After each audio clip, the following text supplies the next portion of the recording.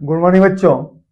Current electricity में equivalent resistance के ऊपर ये क्वेश्चन है 10th नंबर है, सिंपल सा बैलेंस्ड व्हीटस्टोन ब्रिज का ये क्वेश्चन है। क्वेश्चन देखें आप।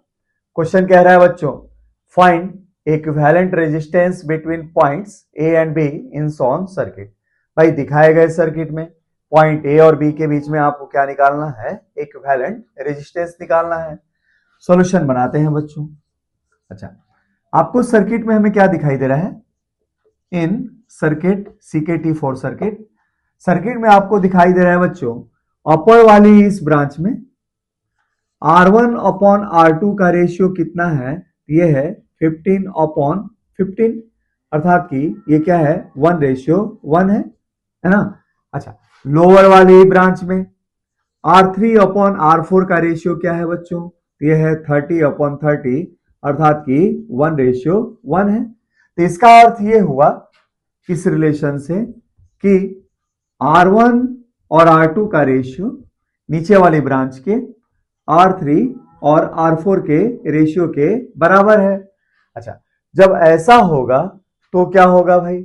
ऊपर वाली ब्रांच के रेजिस्टेंस का रेशियो नीचे वाली ब्रांच के रेजिस्टेंस के रेशियो के अगर बराबर होगा तो इसका अर्थ यह है कि अगर पॉइंट ए और बी के बीच में कोई भी पोटेंशियल डिफरेंस आप अप्लाई करते हो तो वैसी स्थिति में यहां डेवलप होने वाला पोटेंशियल और यहां डेवलप होने वाला पोटेंशियल, अर्थात कि पोटेंशियल एट पॉइंट सी और पोटेंशियल एट पॉइंट डी, ये दोनों ही पोटेंशियल क्या होंगे बच्चों? सेम होंगे। तो देयरफॉर पोटेंशियल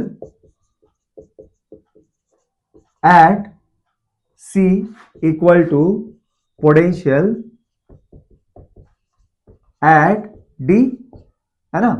तो इसका अर्थ ये हुआ कि VC इक्वल टू VD। अच्छा, अगर दो पॉइंट इक्वल पोटेंशियल पे हो तो उनके बीच में रेजिस्टेंस जोड़ने का कोई लॉजिक नहीं होता। इसका अर्थ ये हुआ कि अगर दो पॉइंट सेम पोटेंशियल पे आएंगे तो उनके बीच में कनेक्टेड रेजिस्टेंस से कोई भी करंट नहीं जाएगा।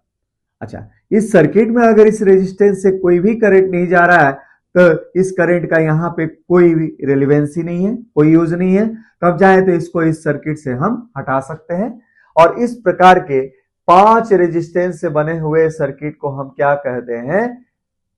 क्या कहते हैं? Wheatstone bridge. और चूंकि ये जो आपका ठीक मिडिल वाला ये रेजिस्टेंस R5 है, इससे कोई करंट नहीं जाता है, तो इस प्रकार के व्हीटस्टोन ब्रिज को हम क्या बोलते हैं बच्चों? बैलेंस्ड व्हीटस्टोन ब्रिज कहते हैं। तो देयरफॉर above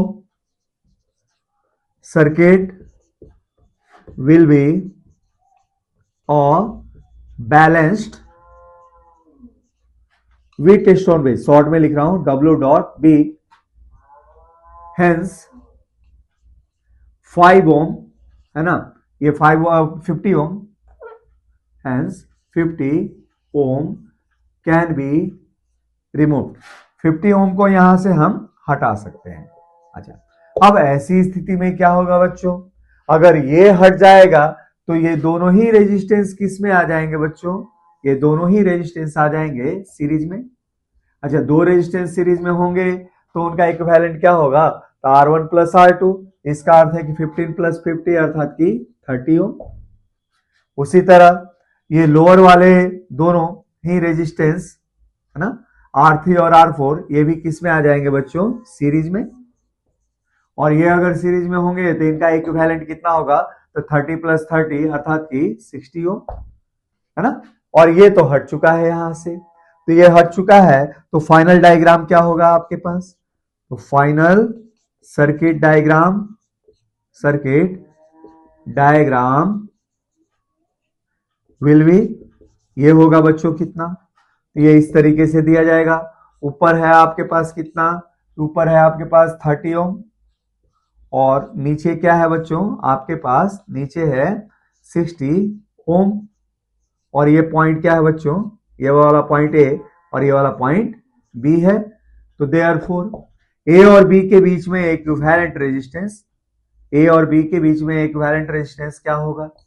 तो दोनों ही रेजिस्टेंस आपको किस में दिखाई दे रहे हैं? पैरेलल में। तो पैरेलल में अगर R1 R2 होते हैं तो इक्विवेलेंट क्या होता है बच्चों?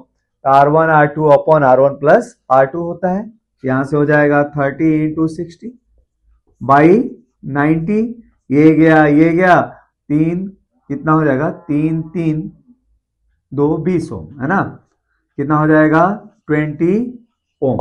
तो इस स्थिति में इस प्रकार के बैलेंस्ड व्हीटस्टोन ब्रिज का equivalent resistance between point A and B कितना आएगा बच्चों, ये 20 ओम आएगा। तो इस पैटर्न के क्वेश्चन आप ऐसे कीजिएगा जैसे मैंने यहाँ पे निकाला है। 5 रेजिस्टेंस का कॉम्बिनेशन अगर इस प्रकार के रिलेशन के अनुसार फिट बैठता है, ये वाला R1 upon R2 equal to R3 upon R4, तो इस प्रकार का 5 रेजिस्टेंस बना जो नेटवर्क होगा एक बैलेंस्ड व्हीटस्टोन ब्रिज होगा। और ऐसे स्थिति में ये डायगोनल के रूप में आने वाला ये जो रेजिस्टेंस है इसको आप हटा सकते हो, और जब हटा दोगे तो इन्हीं दो पॉइंट के बीच में ये दोनों सीरीज में आ जाएंगे और ये भी क्या होंगे, सीरीज में। अपर का सीरीज कॉम्बिनेशन लोअर के सीरीज कॉम्बिनेशन के साथ क्या होगा बच्चों, पैरेलल में। और फाइनल कैलकुलेशन रेजिस्टेंस का इन दो पॉइंट के बीच में हम ऐसे कर सकते हैं। तो चलिए बच्चों और हम क्वेश्चन करते हैं।